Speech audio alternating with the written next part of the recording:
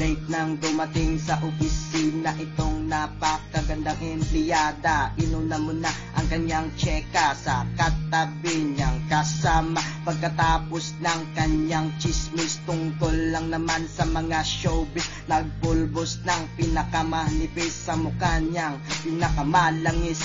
7 beses na inulit-ulit ang paghalik sa kanyang lipstick. 7 ulit na igiginuhit sa kilay niya na malante. Alagis na impunto matapos siyang magpulbo ng powder sa kanyang noo. Break time na naman ng empleyado.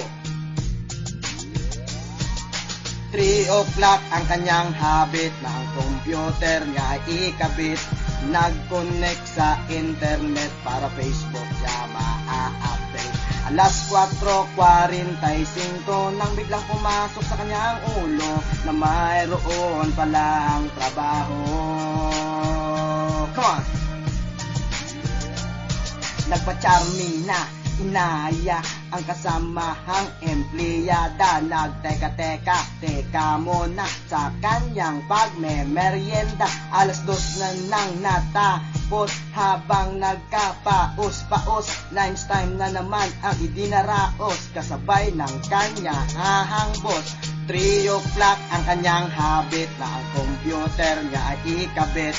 Nag-connect sa internet para Facebook siya ma-update. Alas 4:45 nang biglang pumasok sa kanyang ulo na mayroon palang trabaho. Yeah! Nakaidlip sa kabusugan at ang mesa ang tinulugan. Alas 2 na nang nagisnan ang panahon sa orasan. Nagpahid ng kanyang laway at saka ulit naglagay ng penturahang makulay sa mukhang hindi naman tunay. 3 o'clock ang kanyang habit ng computer niya ikabit. Nag-connect sa internet para Facebook niya ma-update. Alas 4:45 nang biglang pumasok sa kanyang ulo na mayroon palang trabaho. 3 o'clock ang kanyang habit na ang computer niya ay ikabit. Nag-connect sa internet para Facebook niya ma-update.